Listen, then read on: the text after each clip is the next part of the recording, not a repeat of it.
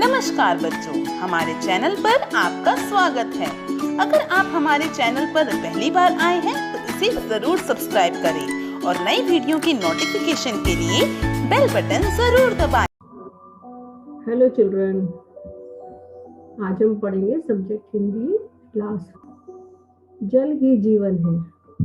आप जानते हैं पानी कहाँ से आता है और कहाँ चला जाता है? कभी सोचा है आपने इस बारे में?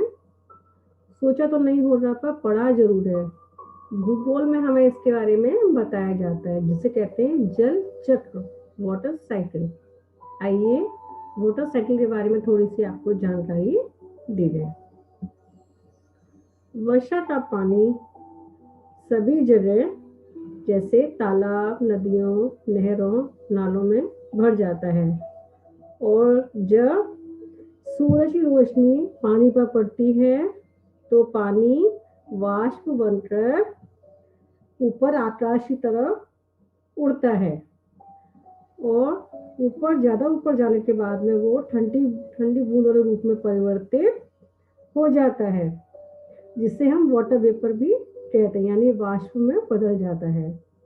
और वाटर वेपर बहुत ऊपर ज़्यादा ठंडी होने लगती है और पानी की छोटी छोटी बूंदों में परिवर्तित हो जाती है और बहुत सारी बूंदें मिलकर जब बादल बन जाती हैं तो बादल के रूप में बूंदें बरसकर धरती पर फिर से आने लगती हैं और नदी, नाले, तालाब, नदियाँ सब भर जाते हैं बारिश की बूंदों से।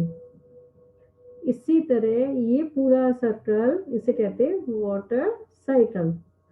पहले पानी जो है वाष्प बनकर ऊपर उड़ता है, बादलों का रूप ले लेता है, जब बहुत सारी बूंदें इकट्ठी हो जाती हैं फिर वो इतनी भारी आती है वो टिक नहीं पाती, फिर वो बारिश के बूंदों रूप में नीचे आती हैं और फिर से पानी हमारी पृथ्वी पर जमा हो जाता है। इसे हम कहते हैं वाटर साइकिल। हमारे घरों में, स्कूलों में, दफ्तर में आपने देखा होगा सभी जगह नलों के माध्यम से पानी आता है और मुसीबत यह है कि इन नलों में अब पूरे समय पानी नहीं आता है और आता भी है तो बस सुबह सुबह जल्दी आता है या देर रात को पानी आता है। इसीलिए मनुष्य अपनी नींद की परवाह किए बिना पानी को भरने के लिए क्या करते हैं, आधी रात को उठ जाते हैं, अपनी नींद खराब करते हैं, सुबह अर्ली ना मॉर्निंग उठ जाते हैं और ढेर सारी बाल्टियां लेकर लाइन में लगते हैं जिससे कि हम अपना पानी भर सकें। उसके बाद में क्या होता है, कभी कभी तो पानी लेकर आपस में लड़ाइयाँ भी शुरू हो जाती हैं। देखो आपस में लड़ रहे हैं पानी के लिए। इसलिए पानी की वैल्यू हमें समझना चाहिए और इसे वेस्ट नहीं करना चाहिए। परिणाम स्वरूप क्या होता है, पानी की कमी हो जाती है और यह समस्या इतनी विकट हो जाती है कि हमें इसका सामना करने के लिए क्या करना पड़ता है बताइए।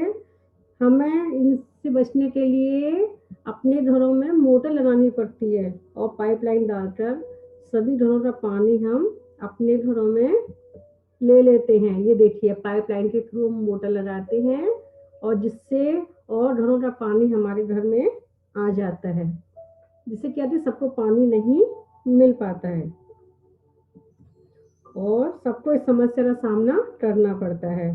देश में कई हिस्सों में गर्मी में अकाल की स्थिति बन जाती है और बरसात में बाढ़ आ जाती है। ये देखिए कहीं सूखा पड़ता है, कहीं अकाल पड़ता है। इस प्रकार अकाल और बाढ़ एक ही सिक्के के दो पहलू हैं।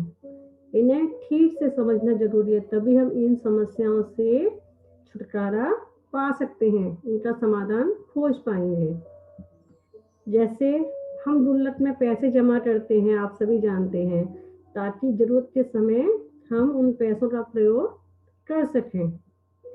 ठीक उसी प्रकार हम पानी को भी धरती रूपी गुल्लक में जमा कर सकते हैं।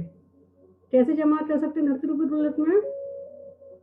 जिससे ये देखिए ये तालाब के रूप में, ये नदी झरने के रूप में हम पानी को जमा कर सकते हैं धरती के अंदर।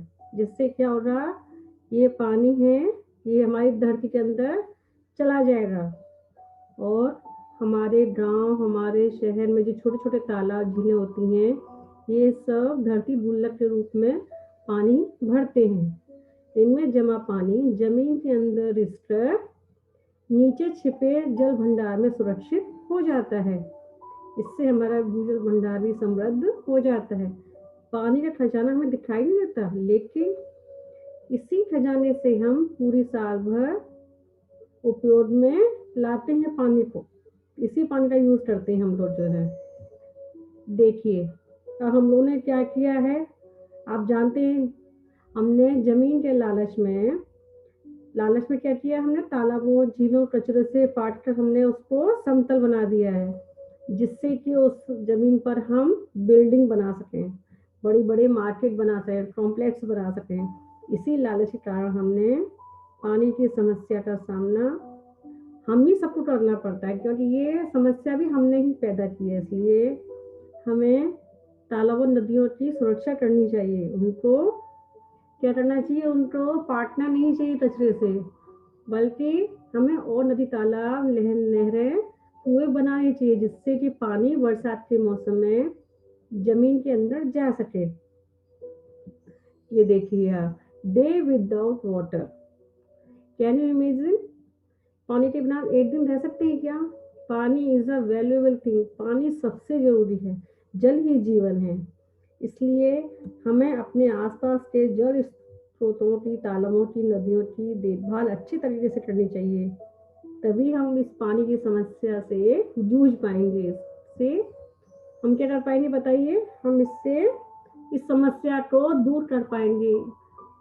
एक एक बूंद की वैल्यू समझना चाहिए हमें। Every drop counts, save water. हमें जल को बचाना है, और अब पृथ्वी पर जल ही नहीं रहेगा तो जीवन भी नहीं रहेगा। ये लेख लिखा है अनुपम मिश्र जी ने। आपको समझ में आया जल कितना बहुमूल्य हमारे लिए? जल के बिना जीवन की कल्पना भी असंभव है। इसलिए हमें पानी को सेव करना चाहिए, बचाना चाहिए, हमें वेस्ट नहीं करना चाहिए हमें। और नदी, नाला, कुएं, तालाब की हमें सुरक्षा करनी चाहिए, जिससे कि आने वाले भविष्य में हमें पानी मिलता रहे। I hope you understand this lesson. Read this lesson and learn. Thanks for watching and have a nice day. Video आपको पसंद आया है तो लाइक कीजिए, अपने दोस्तों के साथ शेयर कीजिए, और अभी तक आपने हमारे चैनल को सब्सक्राइब नहीं किया है तो प्लीज हमारे चैनल को सब्सक्राइब कीजिए। शुक्रिया। अगर आप ऐसी ही अच्छी वीडियोस देखना चाहते हैं तो मेरे चैनल को सब्सक्राइब, शेयर एंड लाइक